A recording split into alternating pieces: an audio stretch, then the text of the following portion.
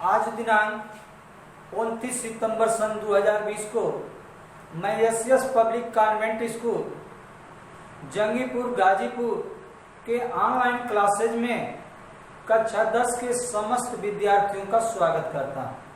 प्रिय बच्चों, आज की वीडियो में हम लोग प्रश्नावली 7E का दूसरा सवाल देखेंगे। प्रश्नावली 7E जो है बहुविकल्पी प्रश्न है। इसमें तो इन बहुविकल्पी प्रश्नों में से जो कठिन सवाल हैं उनको जो है हम बता रहे हैं। जितने हल्के सवाल हैं उनको हम छोड़ देंगे, आप लोग उसको स्वतः हल कर लेंगे। दूसरा सवाल बताने योग्य था, इसको हम बता रहे हैं। ध्यान से देखिए, एक समबाहु त्रिभुज का एक शीर्ष मूल बिंदु पर और दूसरा शीर्ष बिंदु 4,0 पर है। त्रिभुज का क्षेत्रफल होगा। इसमें 4 विकल्प दिए गए हैं। 4 विकल्पों में से 3 विकल्प असत्य हैं, केवल एक ही विकल्प सत्य है। उस सत्य विकल्प का हमें खोज करना है। तो आइए इसको जो है हम सवाल को हल करेंगे और हल करने के उपरांत जो आंसर प्राप्त होगा उस आंसर के अनुसार ही हम अपना विकल्प को छांट लेंगे। तो कह रहा है कि एक समबाहु त्रिभुज का एक शीर्ष जो है मूल बिंदु पर है। तो सबसे पहले हम जो है एक चतुर्थांश खींच लेंगे। यह जो है x अक्ष है और यह जो है y अक्ष है। और प्रश्न में कह रहा है कि एक समबाहु त्रिभुज है जिसका एक बिंदु मूल बिंदु एक शीर्ष मूल बिंदु पर है। तो मूल बिंदु का को हम बिंदु O से इंगित करते हैं और जानते हैं कि O का निर्देशांक जो है मूल बिंदु का निर्देशांक 0,0 होता है। और इसको हम A मान ले रहे हैं और इसको जो है B मान रहे हैं। और कह रहा है कि दूसरा शीर्ष जो है 4,0 पर है। ध्यान दीजिए, 4,0 पर है। तो 4 भुज है और कोटि का मान जो है 0 है। तो A का निर्देशांक हो गया 4,0। A का निर्देशांक हो गया 4,0। तो हमें इसी समबाहु त्रिभुज का क्षेत्रफल ज्ञात करना है। त्रिभुज OAB एक समबाहु त्रिभुज है। तो हम जानते हैं कि समबाहु त्रिभुज की तीनों भुजाएं आपस में बराबर होती हैं। तब आइए, ग्राफ तो हमने बना लिया, इसके बाद जो है हल करते हैं। बिंदु A का निर्देशांक बिंदु A का निर्देशांक बराबर 4,0। इसलिए OA बराबर 4 मात्रक। इसको समझिए बढ़िया से।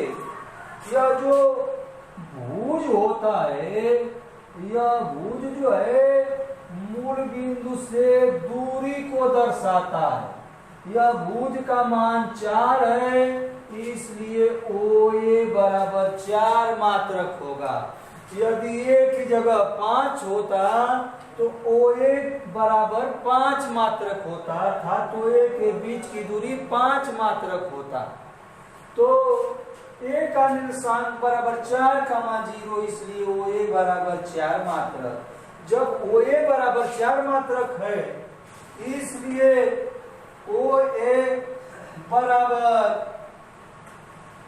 AB बराबर BO, ये तीनों आपस में बराबर होंगे। सभी जो है 4 मात्रक के होंगे, क्योंकि त्रिभुज OAB एक समबाहु त्रिभुज है। प्रश्न में दिया गया है कि यह समबाहु त्रिभुज है। जब OAB एक समबाहु त्रिभुज है और एक भुजा का मान हमने ज्ञात कर लिया, तो इसी आधार पर हम कह सकते हैं कि जितना ए की माप है उतना ही ए बी की माप होगी, उतना ही बीओ की या ओ बी की माप होगी। तो यहाँ लिखा गया है बिंदु ए का निर्देशांक बराबर 4,0, इसलिए ओ ए बराबर 4 मात्रक, और जब ओ ए बराबर 4 मात्रक है इसलिए ओ ए बराबर ए बी बराबर बी ओ बराबर 4 मात्रक। सभी भुजाएं 4 4 4 मात्रक की हो गई। आगे हिंट दे देंगे कि त्रिभुज ओ ए बी एक समबाहु त्रिभुज है। अब इस त्रिभुज समबाहु त्रिभुज का हमें क्षेत्रफल ज्ञात करना है। अब इसके आगे लिखेंगे क्षेत्रफल समबाहु त्रिभुज, क्षेत्रफल समबाहु त्रिभुज ओ ए बी बराबर, ध्यान दीजिए समबाहु त्रिभुज का क्षेत्रफल का सूत्र होता है कर्णी में 3/4 भुजा का वर्ग। यह समबाहु त्रिभुज के क्षेत्रफल वाला सूत्र है, कर्णी में 3/4 भुजा का वर्ग। तब कर्णी में 3/4 अब भुजा भी हम लोग क्या किए हैं 4 मात्रक, तब भुजा हो गया 4, 4 का वर्ग करेंगे तो 4 गुणे 4 हो गया, 1 4 से 1 4 कैंसिल हो गया, तो यह बच गया 4 कर्णी में 3। चूंकि क्षेत्रफल की बात है तो हम यहाँ वर्ग मात्रक या वर्ग इकाई लिख देंगे। तो त्रिभुज ओ ए बी का क्षेत्रफल हमारा आया गया 4 कड़ी में 3 वर्ग मात्रक या वर्ग इकाई। तो अब हम अपने दिए हुए 4 विकल्पों में से छांट लेंगे कि कौन विकल्प हमारे आंसर के अनुरूप है। तो 4 कड़ी में 3, तो छांटने पर हमें जो है तीसरा विकल्प जो है मिल रहा है, तो लास्ट में लिख देंगे अतः विकल्प थर्ड सत्य है। अतः विकल्प थर्ड 4 कड़ी में 3 वर्ग इकाई सत्य है। इस सवाल को, इस गणना को आप लोग काफी पर हल करके तब जो है विकल्प को सत्य छांटिएगा, क्योंकि जो है ऐसे छांटेंगे तो बाद में जो है समझ नहीं पाएंगे कि कैसे 4 कड़ी में 3 मात्रक आया है। 9वां सवाल। अब दूसरा सवाल के बाद जितने सवाल हैं तीसरा, चौथा, पांचवा, छठवां, सातवां, आठवां, उस सभी सवालों को आप लोग स्वतः हल करेंगे। सभी सवाल जो है आप लोग लगा सकते हैं प्रयास करेंगे तो। अब 9वां सवाल हम बता रहे हैं, यदि बिंदुओं 4, P और 1, 0 के बीच की दूरी 5 है तो P का मान है, 4 विकल्प है, इसमें से जो है छांटना है। तो आइए इसको हल करें और अपने विकल्प को छांटने का प्रयास करें।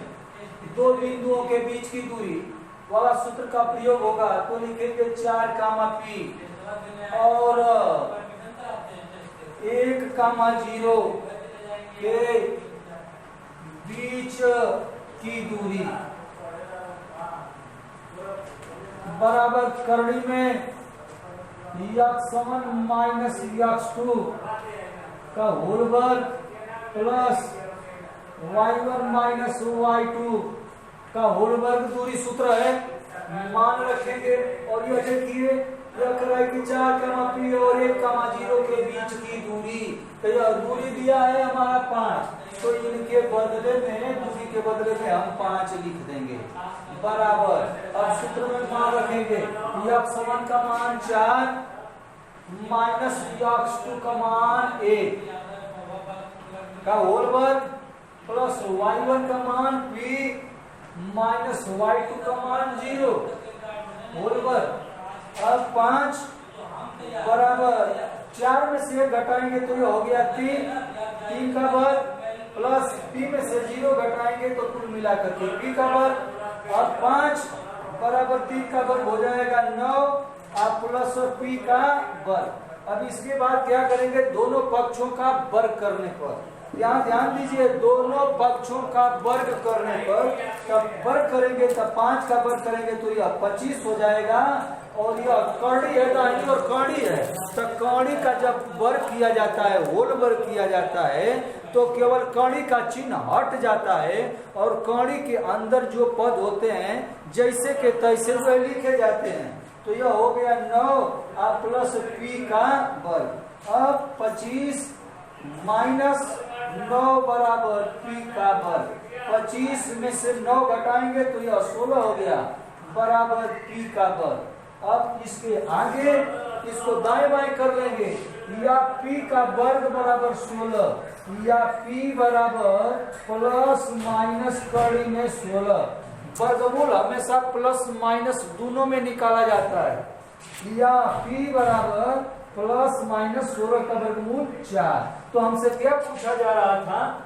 p का मान है, p का मान है, तो p का मान हमारा आ गया प्लस माइनस 4। तो अपना हम विकल्प देखेंगे कि कौन विकल्प सही है। तो विकल्प नंबर 2 सही है। अतः विकल्प सेकेंड प्लस माइनस 4 सत्य है। इस प्रकार जो है 9वां सवाल हल हुआ। धन्यवाद।